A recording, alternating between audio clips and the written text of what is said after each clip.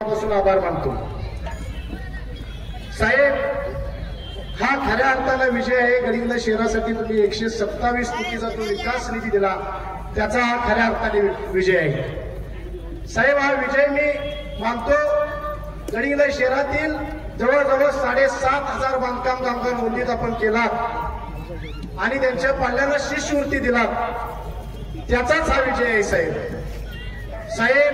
तुम्ही मंत्रिमंडळामध्ये असताना आपल्या मतदारसंघातील व महाराष्ट्रातील लाडक्या बहिणींना जी मुख्यमंत्री लाडकी बहीण योजना तुम्ही तळागाळापर्यंत पोहोचलात, हा त्याचाच विजय आहे साहेब। माझे ज्येष्ठ मंडळी असतील त्यांच्यासाठी वयोश्री योजना तुम्ही तळागाळापर्यंत राबवलात, हा त्याचाच खऱ्या अर्थाने साहेब विजय आहे। मला खरोखर मतदारसंघातील सर्व माता भगिनींचं, जे आपल्या लाडक्या साहेबांच्या बहिणी त्यांचं, वडीलधारी मंडळींचं आणि जे तरुण मंडळी आपल्याला साहेब युवक मंडळी जी आहेत ती सातत्यानं अविरतपणे तुमच्या पाठीमागे कायम जी राहिलेत, त्यांचं खरोखर मी मनापासून अभिनंदन करतो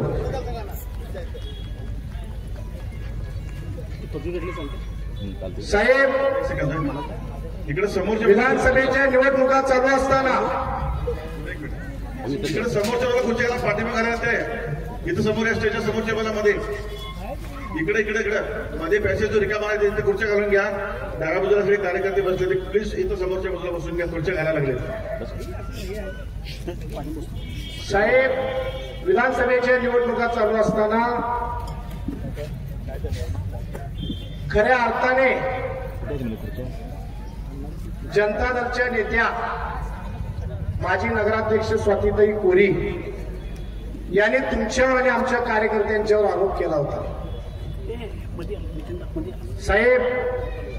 मला आज मी मुद्दाम तुमची परमिशन न घेता, तुमची परवानगी न घेता मी बोलतोय। दयानंद पाटील स्टेजवरती या।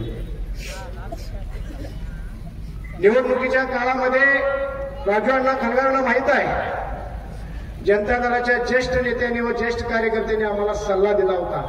मी आणि राजू अण्णा त्यांच्याकडे गेलो होतो, त्यांनी एक सल्ला दिला होता की आमच्या ज्येष्ठ नेत्याची मुलगी आहे, तुम्ही कृपा करून निवडणुकीच्या काळामध्ये तिच्यावर टीका करू नका, चिखलफेक करू नका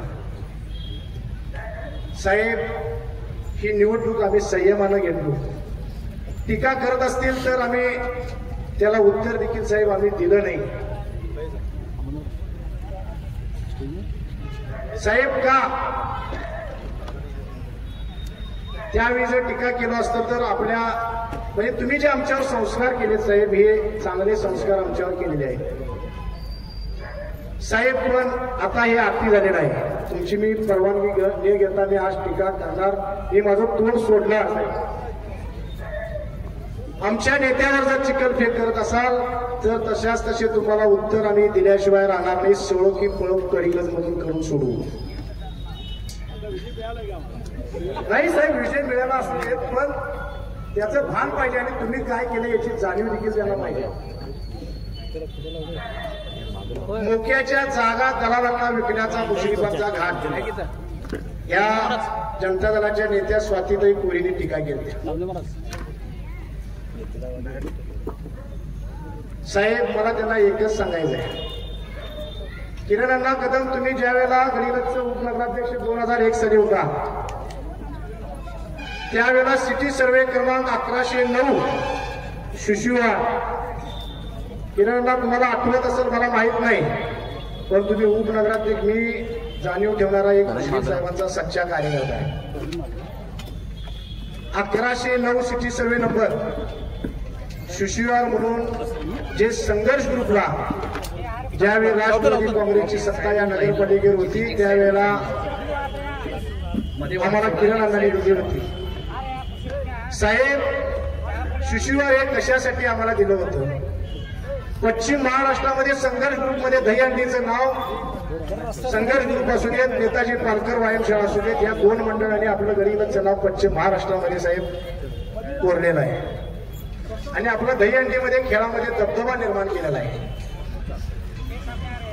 साहेब, या जनता दलाच्या नगराध्यक्षा स्वातीताई पुरी ज्या वेळेला या नगरपालिकेवर यांची सत्ता होती, राजू अण्णा त्यावेळी तुम्ही देखील सत्तेत सहभागी होता, तुम्हाला माहिती असेल.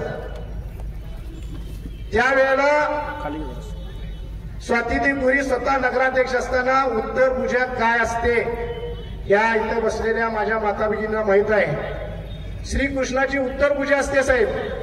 आम्ही दहीहंडी फोडण्याच्या आदल्या दिवशी साहेब आम्ही पूजा करतो श्रीकृष्णाची, आणि ती श्रीकृष्णाची उत्तर पूजा या महिलेनं होऊ दिली नाही. याचा सारखा अपमान खरोखर मला खेदजनक वाटते साहेब. हिने श्रीकृष्णाची उत्तर पूजा केली नाही म्हणून आज श्रीकृष्णाने यांना बसवले. श्रीकृष्णाने यांना जागा दाखवली आपली.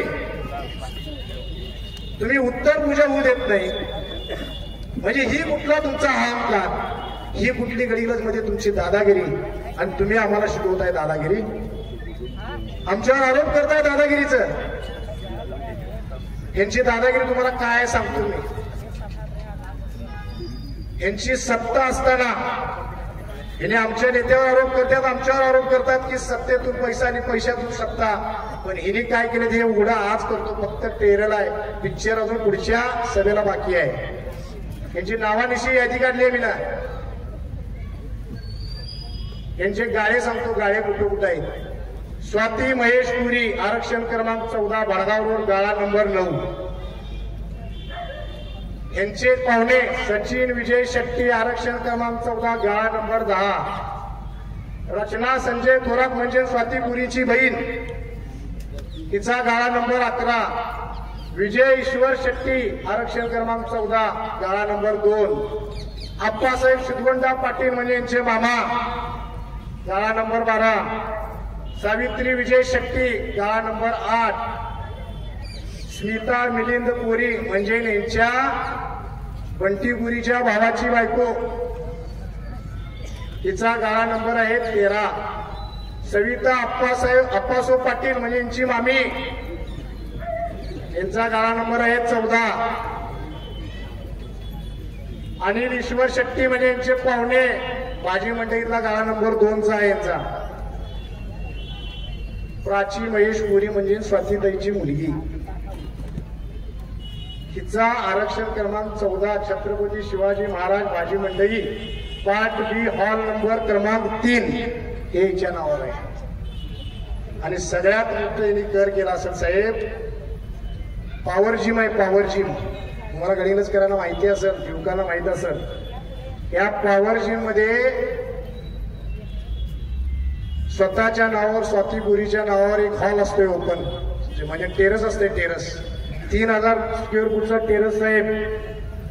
हिचा कार्यकर्ता आयुष्यभर हिची सेवा करायला पाहिजे, हिला सोडून जाऊ नये म्हणून तो गाळा स्वतःच्या नावावर, म्हणजे त्या कार्यकर्त्यांनी मिंद्यात आयुष्यभर राहायला पाहिजे. अशा प्रकारचा धंदा तुम्ही सत्तेत आल्यानंतर करताय आणि तुम्ही आम्हाला शिकवताय. अजून बाकी आहे. मी फक्त आता पिक्चर ट्रेलर पिक्चर अजून बाकी आहे. प्लॉट कुठं येईल, कॉलेज, कारखान्यातलं काय काय घडलंय सतीचा ते तुम्ही बोलणारच आहे.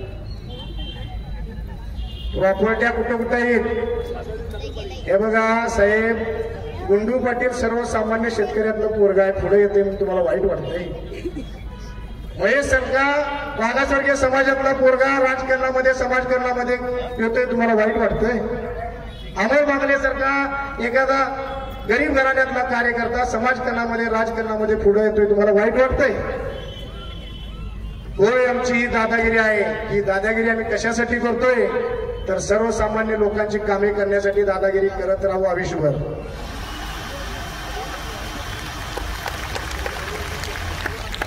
आणि साहेब मी आज सांगतो, प्रस्थापितांच्या विरोधात विस्थापितांची ही लढाई चालूच ठेवणार गडिंगलजमध्ये.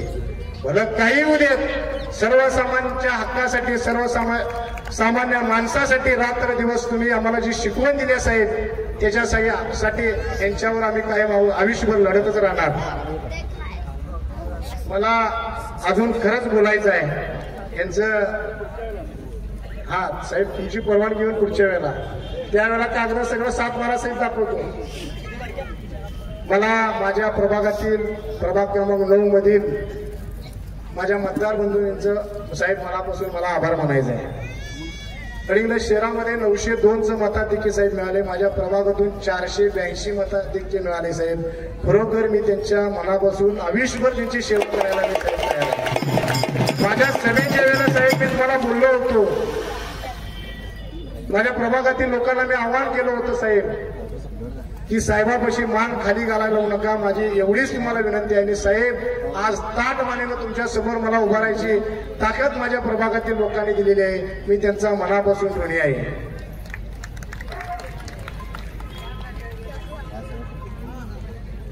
साहेब 2019च्या आमदारकीचे आधी साहेब मी गाडीत होतो आणि तुम्हाला तत्कालीन चेअरमन सतीशदा डॉक्टर शापूरकर साहेब यांचा साहेबांना फोन आला.